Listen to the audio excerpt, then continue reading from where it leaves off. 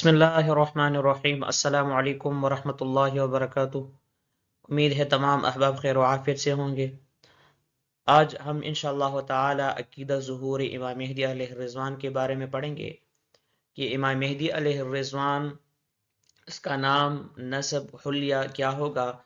اور امام مہدی علیہ الرضوان کے ظہور سے پہلے کے حالات کیا ہوں گے دنیا کے، اور بعد کے حالات کیا ہوں گے، اور ایٹ دا اینڈ آخر میں ہم امام مہدی علیہ الرضوان کا کمپیریزن، تقابلی جائزہ پیش کریں گے کہ جس میں ہم یہ پتہ لگائیں گے کہ سچا امام مہدی علیہ الرضوان کون ہوگا اور جھوٹا امام مہدی، یعنی وہ جھوٹے لوگ کہ جنہوں نے آج تک یا قیامت کی صبح تک وہ جھوٹے مہدویت کا دعویٰ کریں گے، تو آخر میں ہمیں پتہ چلے گا انشاءاللہ اللہ کے فضل و کرم سے۔ تو سب سے پہلے ہم امام مہدی علیہ الرضوان کا نام، نسب، حلیہ جانتے ہیں۔ عبداللہ رضی اللہ تعالیٰ عنہ سے روایت ہے کہ آپ صلی اللہ علیہ وسلم نے ارشاد فرمایا کہ دنیا اس وقت تک ختم نہیں ہوگی یہاں تک کہ میرے اہل بیت میں سے ایک ایسا شخص عرب کا مالک بن جائے گا کہ اس کا نام میرے نام کے مطابق ہوگا، یعنی اس کا نام محمد ہوگا۔ دوسری روایت میں ہے کہ اس کے والد کا نام یعنی میرے والد کے نام کے مطابق یعنی عبداللہ ہوگا، اور تیسری روایت میں یہ ہے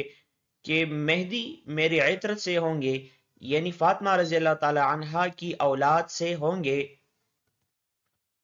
چوتھی روایت جس میں یہ آیا ہوا ہے کہ امام مہدی کی کنیت ابو عبداللہ ہوگی، اور قاضی عیاض رحمہ اللہ کی کتاب ہے الشفاء، اس میں اس نے لکھا ہے کہ ان کی کنیت ابو القاسم ہوگی۔ پانچویں روایت سنن ابو داود جلد سوم حدیث نمبر 892، حضرت ابو سعید خدری رضی اللہ تعالیٰ عنہ سے روایت ہے کہ رسول اللہ صلی اللہ علیہ وسلم نے ارشاد فرمایا، مہدی علیہ الرضوان مجھ سے ہوگا یعنی میری نسل سے ہوگا، اس کا چہرہ خوب نورانی، چمکدار اور ناک سطح و بلند ہوگی، زمین کو عدل و انصاف سے بھر دے گا جس طرح وہ پہلے ظلم و جور سے بری ہوگی، اور وہ 7 سال تک حکومت کرے گا۔ اچھا، ابھی ہم یہ جانیں گے کہ امام مہدی علیہ الرضوان کے ظہور سے پہلے کے حالات کیا ہوں گے۔ تو ظہور سے پہلے کے حالات وہ بھی روایت میں آئے ہیں۔ آپ صلی اللہ علیہ وسلم نے ارشاد فرمایا کہ عنقریب دریائے فرات کا پانی خشک ہو کر اس میں سے سونے کا ایک خزانہ ظاہر ہوگا،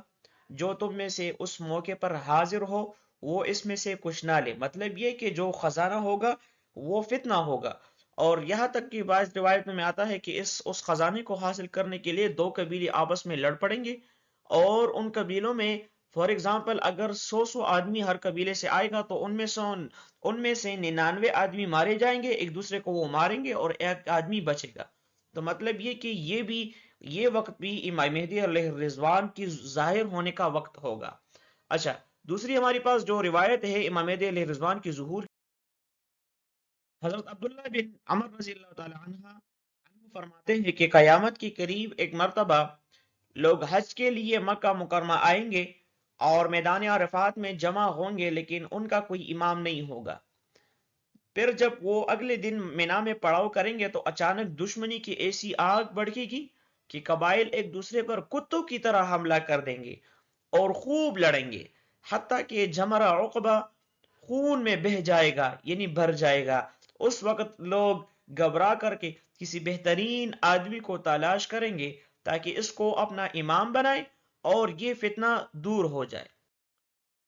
چنانچہ وہ ان کو اس حال میں جا لے گا کہ وہ بیت اللہ کے ساتھ اپنے چہرے کو چمٹا کر رو رہے ہوں گے۔ حضرت عبداللہ رضی اللہ تعالیٰ عنہ فرماتے ہیں، گویا میں ان کے آنسو کو ابھی دیکھ رہا ہوں۔ لوگ ان سے کہیں گے کہ آئیے ہم آپ کی بیعت کریں۔ وہ کہیں گے کہ ہائے افسوس، کس قدر وعدوں کو توڑ کر اور کس قدر خون ریزی کر کے تم میرے پاس آئے ہو، اور مجبور ہو کر لوگوں سے بیعت لیں گے۔ اگر تم ان کا زمانہ پاؤ تو ان سے بیعت کر لینا، کیونکہ وہ زمین اور آسمان میں مہدی علیہ الرضوان مطلب ہدایت یافتہ ہے۔ تو مطلب یہ ہوگا کہ جو سچا امام مہدی علیہ الرضوان ہوگا اس سے پہلے کہ یہ حالات پیش آئیں گے۔ پہلے والی حالات کہ دریائے فرات میں سونے کا پہاڑ نکلے گا، وہ بھی فتنہ۔ دوسرا یہ کہ حاجی حج کے لیے گئے ہوئے ہوں گے اور اچانک دشمنی کی ایسی آگ ان میں بھڑکے گی کہ ایک دوسرے کو وہ ماریں گے، تو کچھ لوگ اپنا امیر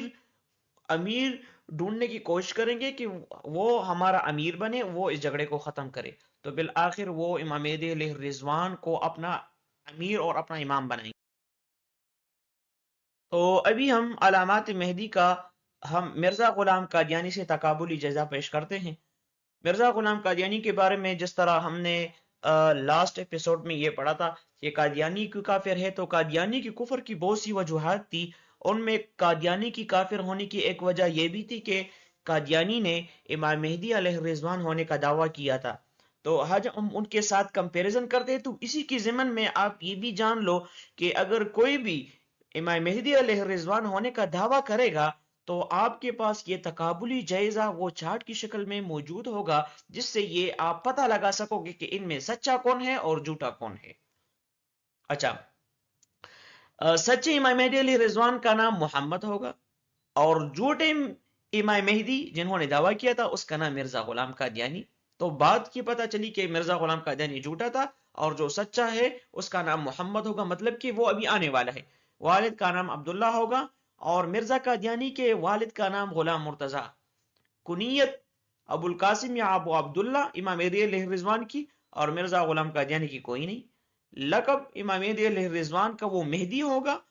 محمد تو اپنا نام لیکن لقب مہدی، اور مرزا غلام قادیانی کا لقب وہ دسوندی تھا۔ اچھا،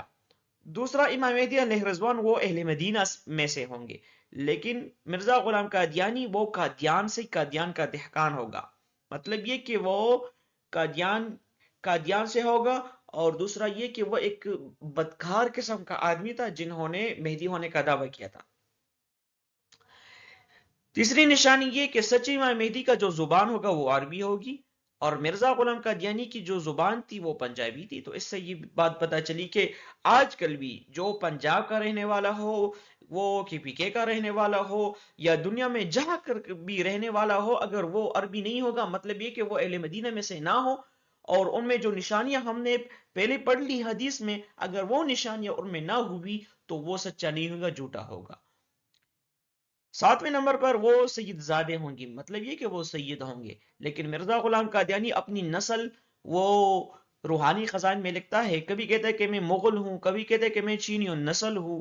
کبھی کہتا ہے کہ میں فارسی نسل، کبھی کہتے ہیں بنی اسرائیل سے ہوں، کبھی کہتا ہے کہ میں سید ہوں۔ اچھا، آٹھویں نمبر پر ظہور سے پہلے دریائے فرات سے سونے کا پہاڑ نکلے گا، یہ بھی سچے امام مہدی علیہ الرضوان کی نشانی، اور جھوٹے کی مرزا قادیانی کے دور میں دریائے فرات سے سونا نہیں نکلا تھا۔